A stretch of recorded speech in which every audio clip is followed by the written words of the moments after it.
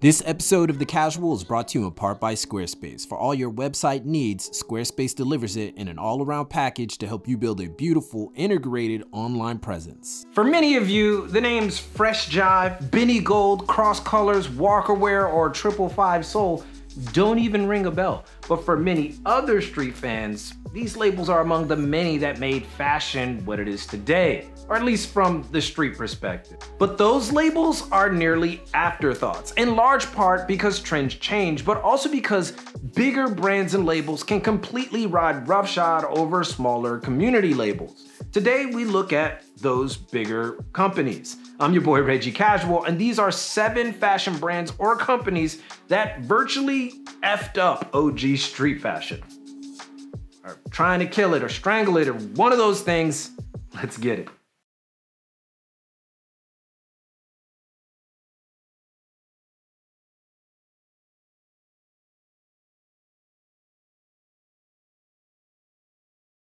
All right, so before we get started with this, let me preface. I know a great many of these forthcoming brands, many of you may like, some of you may enjoy.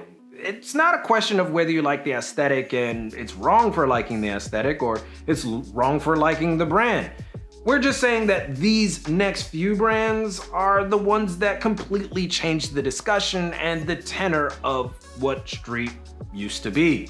Whether you like it or not is totally up to you. And if you get upset, just direct it at me. That's usually what happens anyway. I'm just listing them and talking to a screen. Anyway, Supreme, being the biggest streetwear brand on the planet, makes it incredibly powerful, and the amount of times people have prematurely predicted its downfall is innumerable. But the fact of the matter is, globally, Supreme is a behemoth, and it still kills it out west, and has grown year after year in the East. There's a reason why it was bought for $2.1 billion by VF Corp. But Supreme killed OG Street by simply attaching itself to big names more than any other brand before it. Instead of relying strictly on skate like they did at the beginning, the brand's crossover into pop culture gave it an edge other brands really couldn't compete with. As a result, a slew of copycats began to pop up out of nowhere, rendering the entire movement a bit less colorful and more stagnant. Nike. You likely won't find another company more responsible for manufactured hype than Nike. This is a fact that the company doesn't even try to hide. The amount of times former employees of Nike state that at orientation they are told that Nike is not an apparel company, but a marketing company, has been well documented. And that's exactly how Nike effed up street. They made cool a marketing prerogative and then made the prospect of being cool exclusive. Notice recently how Nike phones it in with limited retros constantly or just releases the same shoe over and over again, and yet people keep coming back for more? That's the game they wove and became single-handedly the purveyors of overhype, because let's be real, fashion has had hype well before street and sneakers, as much as luxury and designer heads think otherwise. Y'all involved in hype too. I know it. I'm in your groups. But Nike made hype a point of order, and as a result, we keep getting fed the same thing over and over, leading to, yet again, like Supreme, stagnation that hasn't been eclipsed in years. OffWhite. The entry of OffWhite may be a bit off-putting for some. For one, it broke the barrier of the Lux Street crossover, at least in the West, and remains a fixture in fashion despite the played moniker many would suggest it has. Despite those labels, OffWhite is still going pretty strong and has definitely evolved over the years. So how did it F up or kill OG Street? Or at least killing it? I don't know how to word that.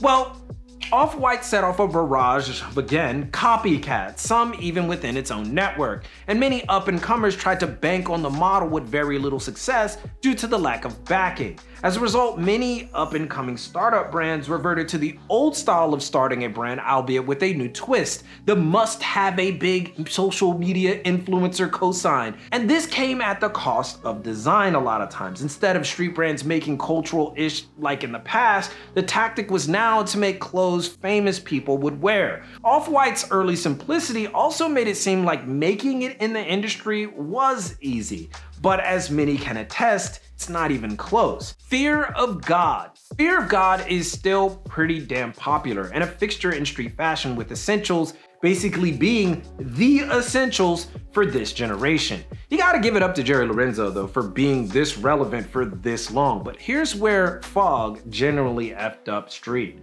Price point. As aesthetically proper Fear of God is, it isn't generally accessible. Even Essentials is up there in price for a good many. The brand essentially casts a lot of people out who would otherwise wear it. So, in a sense, Fear of God maybe unintentionally or intentionally outsourced inner city and mid-90s grunge-esque culture to a suburban and elite clientele, making the unending door of Jerry Boys a bitter pill to swallow. Listen, there's nothing wrong with buying higher priced clothes. I totally get that. Trust me, I know. But to act like the Jerry look can't be pulled off for a fifth of the price because fabric is absolutely ridiculous. So in summary, Fear of God probably did more harm than good by creating Jerry Boys, at least the annoying ones. All right, so we got 3 more to go, but before that, let's get in a word from our sponsor, Squarespace.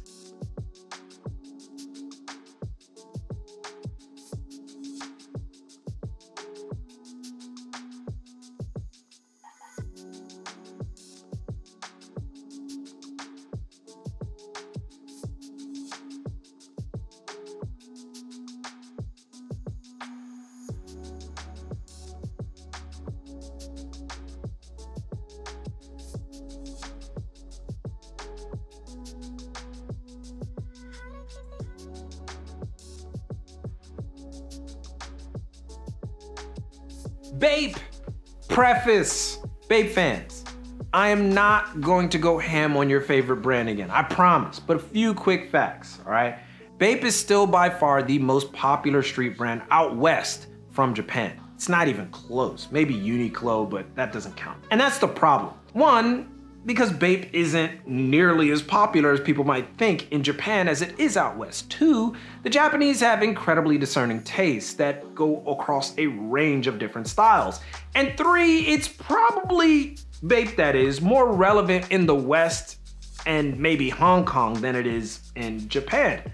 The problem with Bape isn't the style, it's the image that it casts on Japanese fashion as a whole. For example, a ton of cats in the West are hyping Capital, and those same individuals would probably think that Capital has lines around the corner for every drop. Truth is, it's not really like that. Capital has its fans, but I can go to any number of the stores today, even on release days, and still have a plethora of pieces to choose from. But because of the Bape effect, that kind of statement seems ridiculous. Of course, Japanese people are lining up for Capital all day long. It's like the hottest brand because it's like workwear, but it's not workwear. I get it. It's just not like that. Sure, there are brands with massive popularity and appeal, like say Goros, but truth is, many of them are now completely overrun with foreign buyers. So the hype in Japan bit that Bape spearheaded is a bit misleading. Bape, like Supreme, stifled discovery, created some stagnation, and Japanese street fashion suffers for it. Uniqlo! Uniqlo has plenty of good things about it, but ask any Japanese person in the fashion world, and they have a love-hate relationship with the biggest fashion brand in Japan. More hate than love, mind you. For one, it edged out everyone by virtue of its price point.